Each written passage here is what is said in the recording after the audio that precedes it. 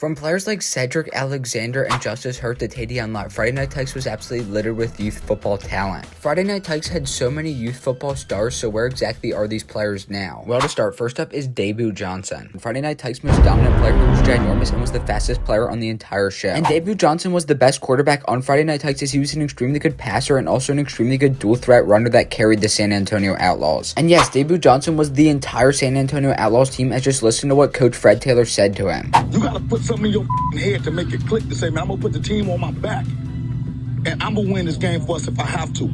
I know you got it in you to get it done. Don't let the game get bigger than you are, man. Run a couple of times, man, and put the damn team on your back and get in the end zone. You got that?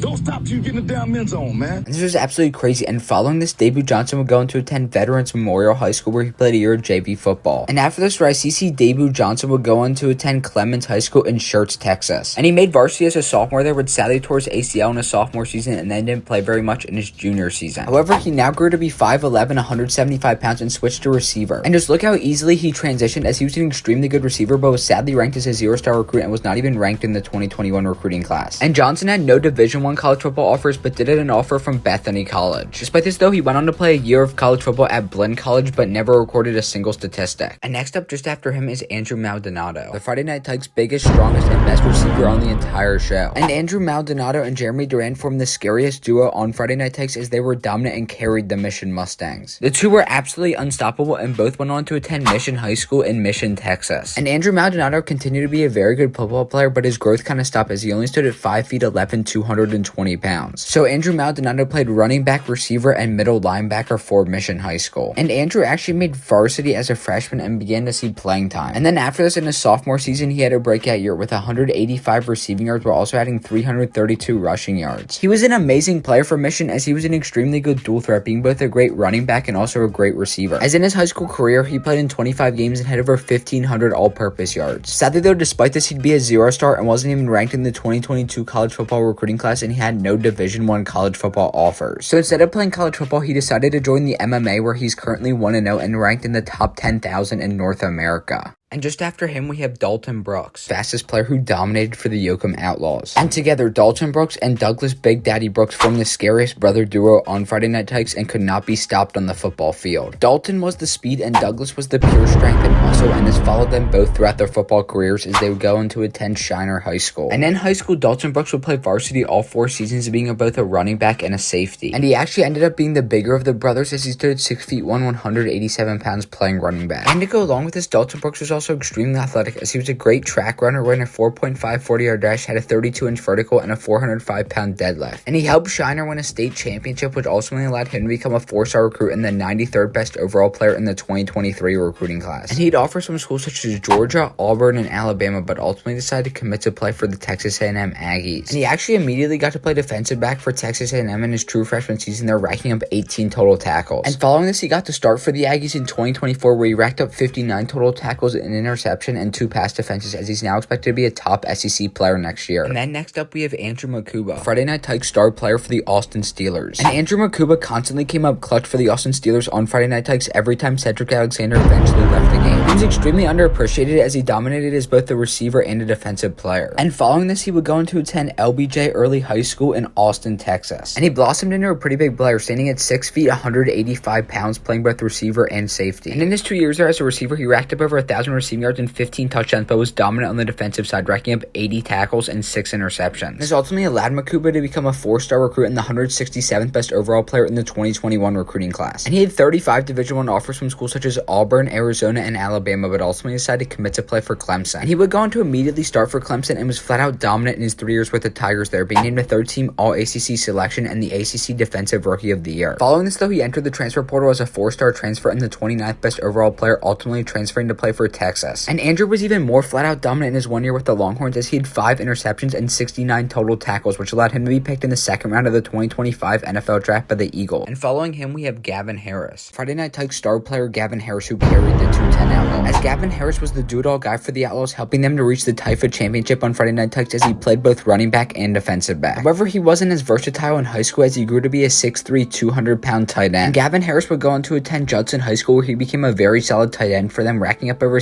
787 receiving yards and 3 touchdowns in his final 2 years of varsity there. And he was also an extremely athletic player, but despite all of this, he'd actually be a 0-star recruit and wasn't even ranked in the 2023 college football recruiting class. He did still have Division I offers from schools such as Princeton, Dartmouth, and Harvard, but ultimately decided to commit to play for Howard. And he actually got to play in his true freshman season there, having a pretty solid year with 10 catches for 153 yards and 2 touchdowns. And after this, Gavin Harris entered the transfer portal as a 3-star and the 204th best overall transfer player. And he ultimately transferred to play for Central Michigan in 2024, where he had another solid season with 11 catches for 173 receiving yards and 1 touchdown. And then following this, Harris entered the portal once again as a 2-star transfer and the 1,988th best player in the cycle, transferring to play for New Mexico State next season. And just after him, we have Coley, the best Friday Night Tykes quarterback, carrying the San Antonio Outlaws as his dad was the coach. And Coley was a dominant dual-threat quarterback for the Outlaws, but Coach Fred Taylor definitely was not a big fan of him. Open that other catch you doing again, man. You get your zone. We don't come out in the showboat. We trying to win this damn game. And this was absolutely crazy and insane, as Coley was an extremely good quarterback and would go on to attend Cornerstone Christian High School in San Antonio, Texas. And he continued to be an extremely good dual-threat quarterback there, as he threw for 1,000 passing yards and 13 touchdowns, while also adding over 500 rushing yards and 11 touchdowns on the ground in his senior season. And this all ultimately allowed Coley to become a 3-star recruit and the 707th best overall player in the 2021 recruiting class. And he had 34 Division I offers from schools such as Hawaii, Columbia, and Coastal Carolina, but ultimately decided to commit to play for Arkansas. Sadly though, Lucas never got to play for the Razorbacks, as in 2021 he redshirted before transferring to Houston in 2022. And he would actually be Houston's backup quarterback there in his first season, playing in 3 games and completing 3 passes. Following this though, he barely played at all in 2023, with Houston never recording a single statistic. So following this in 2024, he entered the transfer portal as a 0-star transfer, transferring to play for Prairie View A&M. And in Coley's first season there in 2024, he was extremely underwhelming, throwing for 108 passing yards and no touchdowns, but is now currently a quarterback trainer. And then next up, we have Dalton Brooks, Friday Night Tykes football player who weighed over 200 pounds at 10 years old. Also known as Big Daddy on Friday Night Tykes, he was flat out dominant, and just listen to how he was described. Again, looks like one of them might be even in high school. Number 74, Big Daddy.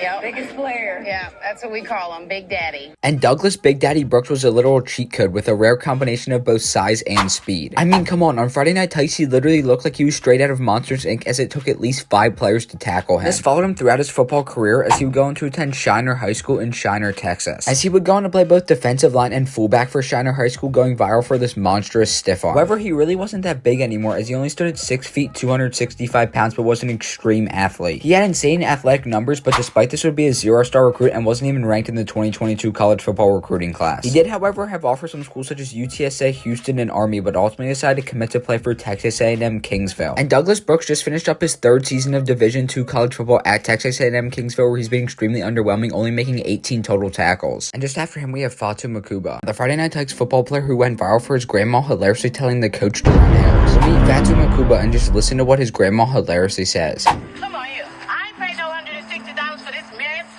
You can go talk to him. Ask your grandson what's going on. I just asked him. I'm at 150 heels or something. If he gets disciplined, he has to do his discipline. If he has 100 heels, he has to do his 100 heels. Who the hell gonna run 100? Do you want to run 100 heels? What is that gonna do? This is what he wanted to do. He don't do what he wanted to do. Okay, well, get on the field then. It's that simple. And get back. You don't do what you want Exactly. to do. That's all. And this was absolutely hilarious and insane, because he was an extremely good player for the Austin Steelers and would end up attending LBJ High School in Austin, Texas. And at LBJ, he'd play receiver, corner, and safety. And he was extremely good there alongside his brother, racking up over 850 receiving yards in his senior season. And just like his brother Andrew Makuba, this allowed him to become a 3-star recruit and the 1,909th best overall player in the 2024 recruiting class. And he'd offer some schools such as Kansas State, Colorado, and Rice, but ultimately decided to commit to play for Sam Houston State. And he played in 8 games in his freshman season there, racking up 2 tackles on special teams, but didn't record a single reception. Well, that's it for this one, so comment down below what players you want to see next.